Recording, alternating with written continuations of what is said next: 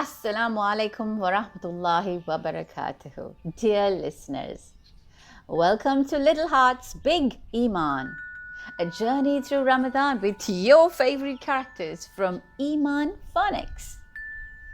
We bring you heartwarming tales filled with lessons from the Quran and the teachings of our beloved Prophet Muhammad sallallahu alaihi wasallam. Each story is a journey filled with wisdom, faith, and love. So settle in, open your hearts, close your eyes, take a deep breath, and let's begin today's story.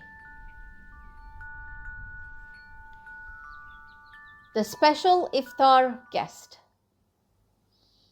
As Taha walked home from the masjid with his father, he noticed Mr. Samir, their elderly neighbor, sitting alone on his porch.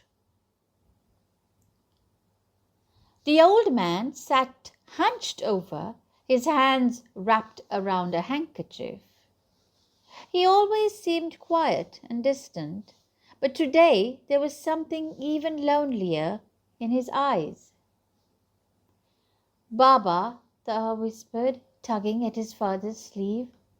"Why does Mr. Samir always sit alone?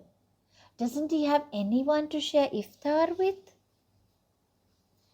His father sighed softly. "Mr. Samir's family lives far away, Taha. He often breaks his fast alone. Ramadan is about togetherness. Do you think we should do something?" Taha's face lit up. "Let's invite him for iftar." His father smiled. "Go on then." Taha ran up to Mr. Samir. "Assalamu alaikum, Uncle Samir. Would you like to have iftar with us today? Mama made way too much food." Mr. Samir blinked as if surprised by the invitation. Slowly, a warm smile spread across his face. "Wa alaikum salam, Taha. That would be lovely. Thank you."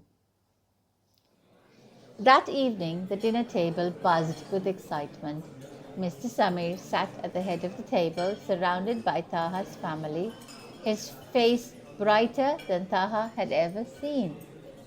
As they passed plates of samosas and dates, Mr. Samir began telling stories from his youth.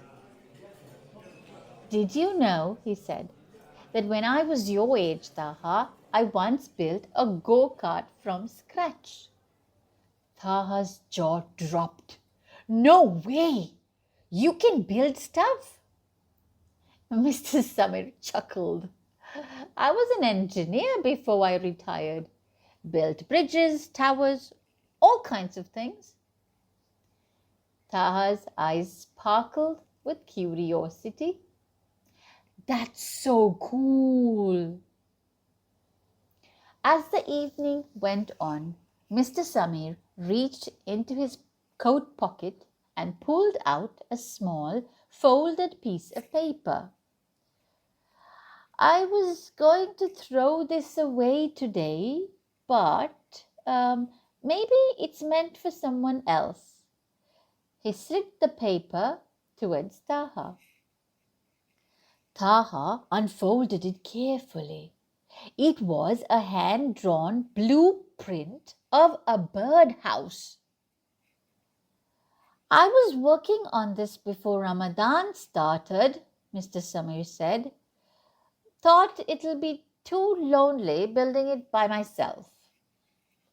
Taha looked up, a smile creeping across his face.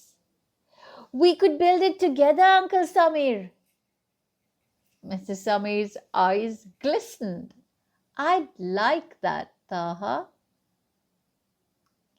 The next few days of Ramadan were filled with sawdust, nails, and laughter.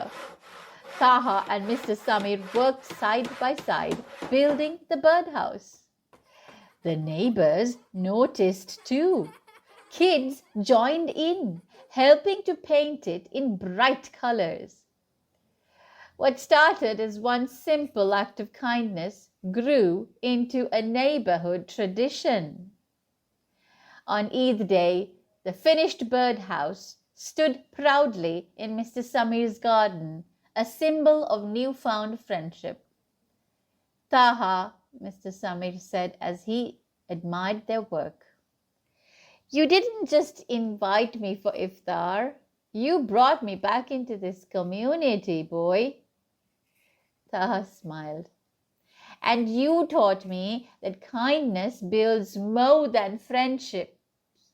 It builds homes, even for birds.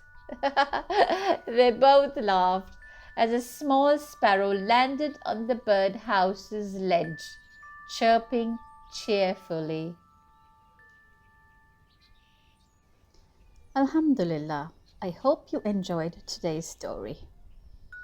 This is Rukhshana Hassan with the podcast series Little Hearts, Big Iman, because every little heart has the power to shine with big faith.